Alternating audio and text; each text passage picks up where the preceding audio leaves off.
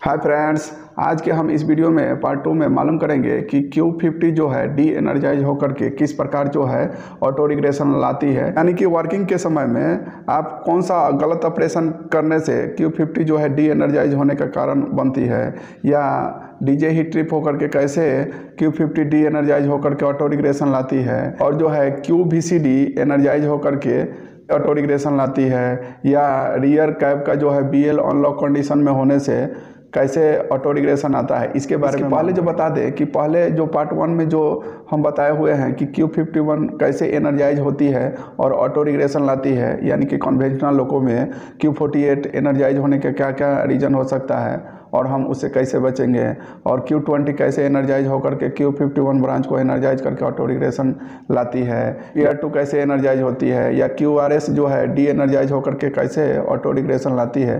तो ये सभी के बारे में मालूम हम लोग कर लिए हैं। जो व्यक्ति पार्ट 1 नहीं देखे हुए हैं तो उसमें जा कर के आप देख सकते हैं कि वो जो Q51 एनर्जाइज होकर के कैसे ऑटो रिग्रेशन लाती है, और पार्ट 1 में जो बचे हुए हैं वही पार्ट 2 में हम नेक्स्ट मालूम करेंगे। तो आइए Q50 जो है डी एनर्जाइज कैसे होती है और जिसके द्वारा की ऑटो रिग्रेशन लाती है उसके बारे में। लेकिन अभी तक आप जो है पढ़े होंगे कि Q50 जो है एनर्जाइज होने का कौन कौन सा रीज़न है, यानी कि कैसे यदि Q50 जो है रिले एनर्जाइज नहीं होती है तो आपको मालूम है कि नॉच नहीं आएंगे। तो Q50 रिले एनर्जाइज होने के लिए कौन कौन से शर्तें हैं आप पढ़े होंगे।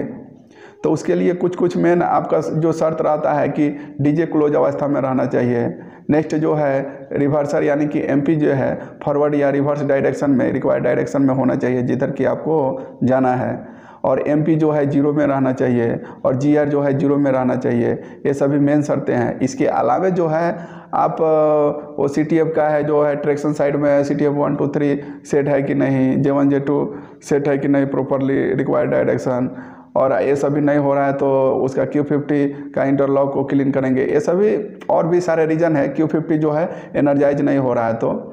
लेकिन हम उसके बारे में मालूम नहीं करेंगे। अगर उसके बारे में Q50 जो है एनर्जाइज नहीं हो रहा है तो क्या क्या रीज़न हो सकता है उसके बारे में जानना चाहते हैं तो आप मेरे चैनल के प्लेलिस्ट में जा कर के देख सकते हैं। हम ऑलरेडी उसका वीडियो बनाए हुए हैं। लेकिन इस हम वीडियो में हम ओनली डी एनर्जाइज कैसे होगा Q50 उसके बारे में, जो कि डी एनर्जाइज होने का कौन कौन से रीज़न होता है जिसके चलते कि ऑटो रिग्रेशन आता है उसके बारे में जानेंगे। तो आइए वीडियो को देरी न करते हुए वीडियो को स्टार्ट करते हैं। कहने का मतलब है कि Q50 जो है एनर्जाइज के सभी जो कंडीशन फुलफिल होने के बाद भी आप रनिंग में जो है कुछ ऐसे ऑपरेशन कर रहे हैं जिसके कारण कि Q50 जो है डी एनर्जाइज हो सकता है। तो आप जानते हैं कि Q50 जो डी एनर्जाइज होगा तो ऑटो रिग्रेशन आएगा। तो वो कौन कौन से रीज़न है उसके बारे में 1 बाय 1 मालूम कर लेते हैं। QF1 और QF और QE एनर्जाइज होगा तो ये जब आप DB जो यूज कर रहे हैं वैसे कंडीशन में यदि QF1 QF या QE जो है एनर्जाइज होता है तो वैसे कंडीशन में आपका Q50 जो है डी एनर्जाइज हो जाएगा और डी एनर्जाइज होकर के ऑटो रिग्रेशन लाएगा। यानी कि Q50 ब्रांच में जो नॉर्मली क्लोज इंटरलॉक या नॉर्मली ओपन इंटरलॉक है वो जो है ओपन हो जाता है, तो वैसे कंडीशन में Q50 जो है डी एनर्जाइज होकर के ऑटो रिग्रेशन लाती है। नेक्स्ट जो है when BC pressure इंटर्स more than 1 kg in BC during RB। कहने का मतलब है कि जब आप RB यूज कर रहे हैं वैसे कंडीशन में BC प्रेशर जो है मोर देन 1 kg, यदि RB यूज करने में BC प्रेशर यदि आ जाता है, यानी कि BC प्रेशर 1 kg आता है आपका गेज में, BC अप्लाई हो रहा है, तो वैसे कंडीशन में 1 kg प्रेशर अगर आ जाता है BC प्रेशर, तो वैसे कंडीशन में क्या है कि आपका Q50 जो है डी एनर्जाइज हो जाती है। इसमें SWC जो है ओपन होता है और उसके साथ साथ और भी ओपन होकर के जो इंटरलॉक Q50 जो ब्रांच है उसको डी एनर्जाइज कर देता है, और डी एनर्जाइज करके जो है कि आपका ऑटो रिग्रेशन लाता है। नेक्स्ट जो है do not exceed 900 amperes during RB, यानी कि जब आप RB यूज कर रहे हैं वैसे कंडीशन में RB में आप 900 एम्पियर्स जो है करंट लेते हैं, तो वैसे कंडीशन में जो है आपका Q50 जो है डी एनर्जाइज हो जाती है और डी एनर्जाइज होकर के ऑटो रिग्रेशन लाती है। नेक्स्ट जो है do not use SA9 during RB। कहने का मतलब है जब आप RB यूज कर रहे हैं वैसे में आप SA9 को यूज नहीं करना है, अगर आप ऐसे नैन यूज करते हैं तो क्या होगा कि Q50 जो है डी एनर्जाइज हो जाएगी और डी एनर्जाइज होकर के आपका ऑटो रिग्रेशन लाएगी। तो ये सभी जो है गलत ऑपरेशन करने से आपका Q50 जो है डी एनर्जाइज होकर के ऑटो रिग्रेशन लाती है। नेक्स्ट जो है ऑन रन डीजे ट्रिप होने से Q50 जो है डी एनर्जाइज होकर के ऑटो रिग्रेशन लाती है। तो ये तो सबको कन्फर्म ही होगा कि पावर का सप्लाई जो है बंद हो जाएगा, तो वैसे कंडीशन में Q50 जो है डी एनर्जाइज हो जाएगी और ऑटो रिग्रेशन लाएगी। तो ये सभी जो है कारण होते हैं Q50 का डी एनर्जाइज होने का। तो आप कभी एक गलत ऑपरेशन कर रहे हैं तो आप जानते हैं कि Q50 जो है सुपरवाइजरी रिले है, तो हर तरह से सुपरवाइजरी करती है, चाहे ट्रैक्शन साइड हो, ब्रेकिंग साइड हो, या CTF का बराबर सेट हो रहा है कि नहीं, J1 J2, या हर प्रकार के जो भी आपका लोको में है ट्रैक्शन आपका लेने के समय में आपका लाइन कंडक्टर से लेकर के टैप चेंजर जो है हर चीज़ का सुपरवाइजरी करती है। तो उसमें आप कहीं भी किधर भी गलत ऑपरेशन किए तो ये जो Q50 जो है डी एनर्जाइज हो जाएगी और डी एनर्जाइज होकर के जो है कि ऑटो रिग्रेशन लाती है। अब नेक्स्ट जो ऑटो रिग्रेशन आने का रीज़न होता है कि QVCD जो है एनर्जाइज होगा, तो QVCD जो है एनर्जाइज होकर के ऑटो रिग्रेशन लाती है। तो QVCD के बारे में आप तो जानते ही होंगे, ये एक सेफ्टी रिले है, सेफ्टी पर्पस लगाया गया है। तो VCD के बारे में यदि आपको नहीं मालूम है कि किस प्रकार एक्नॉलेज करते हैं, एक्नॉलेज करने के लिए कौन किसके द्वारा एक्नॉलेज होगा, और यदि VCD पेनाल्टी आता है तो उसको कैसे रीसेट करेंगे, उसका टाइमिंग क्या है, 3 फेज हो या कन्वेंशनल लोको है, तो उसके बारे में यदि जानना चाहते हैं तो उसके लिए आप मेरे चैनल के प्लेलिस्ट में जा करके वहाँ से वीडियो डिटेल्स में देख सकते हैं। लेकिन ये तो ऑटो रिग्रेशन आने का कारण है, इसलिए हम यहाँ पे आपको शॉर्ट में बताएंगे। VCD को एक्नॉलेज करने के लिए कुछ शर्तें हैं जो कि प्रत्येक 60 सेकेंड में एक्नॉलेज करना रहता है। आप उसे एक्नॉलेज नहीं किए तो 60 सेकेंड में एक्नॉलेज नहीं किए तो क्या होता है कि QVCD एनर्जाइज हो जाता है, जिसके कारण कि आपका ऑटो रिग्रेशन आएगा। यदि आपका VCD का माल फंक्शनिंग है तो आप VCD को आइसोलेट कर सकते हैं और आइसोलेट करके TLC को इन्फॉर्म कीजिए और लॉग बुक में रिमार्क लिख दीजिए।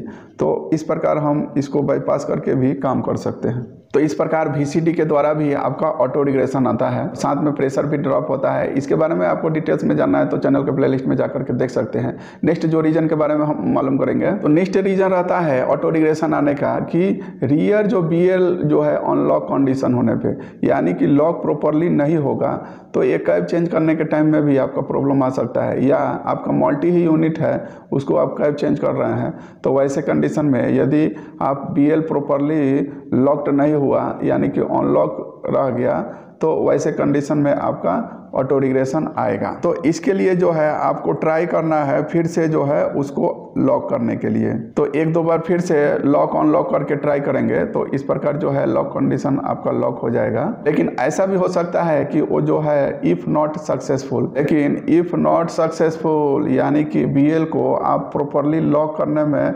सक्सेसफुल नहीं रहे, यानी कि लॉक नहीं हो रहा है, तो ऑलरेडी ऑटो रिग्रेशन तो आएगा।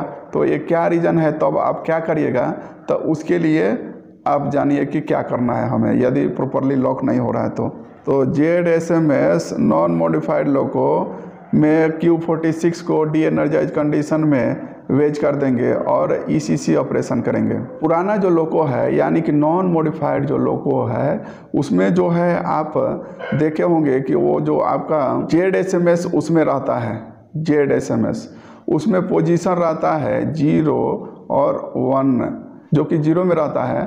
और यदि आपको जब आपको ECC ऑपरेशन करना है यानी कि progression regression ECC push button के द्वारा आपको जब करना है BPP और BPR के द्वारा, तो वैसे कंडीशन में आपको 1 में सेलेक्ट करके ही आप ECC ऑपरेशन कर सकते थे।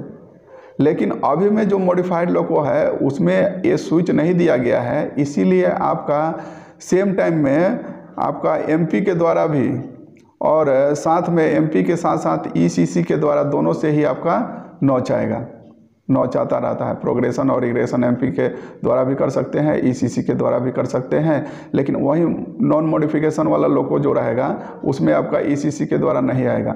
लेकिन आजकल ये आपको नहीं मिलेगा। लेकिन जान लीजिए यदि आपको नॉन मॉडिफिकेशन वाला लोको मिल रहा है तो वैसे कंडीशन में आपको क्या करना है कि Q46 जो है रिले उसको वेज करना है, कब, डी एनर्जाइज कंडीशन में। और डी एनर्जाइज कंडीशन में वेज करके हम ECC ऑपरेशन के द्वारा हम नॉच ले सकते हैं। उसमें ऑटो रिग्रेशन नहीं आएगा, आपका जो BL अनलॉक नहीं हो रहा है प्रॉपर। तो इस प्रकार हम नॉच लेंगे यानी कि ऑटो रिग्रेशन से बचेंगे यदि वो नॉन मॉडिफाइड लोको है। तो अब मालूम कर लेते हैं कि यदि मॉडिफिकेशन यानी कि मॉडिफाइड लोको है तो उसमें क्या हम तरीका अपनाएंगे ताकि ये ऑटो रिग्रेशन जो आ रहा है BL जो है प्रॉपरली लॉक नहीं हो रहा है, तो वैसे कंडीशन में कैसे काम करेंगे। गाड़ी तो काम करना है, तो उस समय में जो मॉडिफाइड लोको है उसके लिए हमें क्या करना है कि GR का मैनुअल ऑपरेशन करना है और सेकंड जो है आप पिछले कैब से रियर कैब से आपका वर्किंग करना है। तो रियर कैब से वर्किंग करने का आपका जो शर्तें हैं उसको आपको लागू होना है NSR के द्वारा। जैसे कि आगे में LP है तो क्या स्पीड होना चाहिए, तो 40 होना। यदि आगे में ALP है तो उसका स्पीड क्या होना, तो 15 kmph। GNSR का जो शर्तें हैं उसके हिसाब से आपको काम करना है। तो इसमें दो तरीका रहता है, एक तो GR मैनुअल ऑपरेशन कर सकते हैं और दूसरा जो सेकंड जो है इसी में ये अगर नहीं आप कर पा रहे हैं तो आप रियर कैब से भी आप ड्राइविंग द्वारा आप सेक्शन क्लियर कर सकते हैं। तो मॉडिफाइड लोको होगा तो इस रूल को फॉलो करना है और नॉन मॉडिफाइड है तो ये रूल फॉलो करना है। यदि वो BL जो है लॉक नहीं हो रहा है तो इस प्रकार हम सेक्शन क्लियर करेंगे। तो ये सभी जो रूल है कि ऑटो रिग्रेशन आने का, ये सभी जितने भी कंडीशन है उसके बारे में बता दिए, लेकिन बाकी ये आपको वीडियो आपके लिए कितना हेल्पफुल है इसके बारे में अपना सुझाव एंड राय अवश्य दें। और ये मेरा वीडियो आपको अच्छा लगा तो वीडियो को लाइक कीजिए और इस प्रकार के और भी वीडियो के लिए हमारे चैनल को सब्सक्राइब कीजिए। फिर मिलेंगे नेक्स्ट वीडियो में किसी नए टॉपिक के साथ। यदि आप अपने पर्सनल डिमांडेड वीडियो या अपना पर्सनल डाउट क्लियर करना और हमसे बात करना एवं क्विक रिप्लाई चाहते हैं तो हमारे रेलवे फैमिली मेंबरशिप को ज्वाइन कीजिए।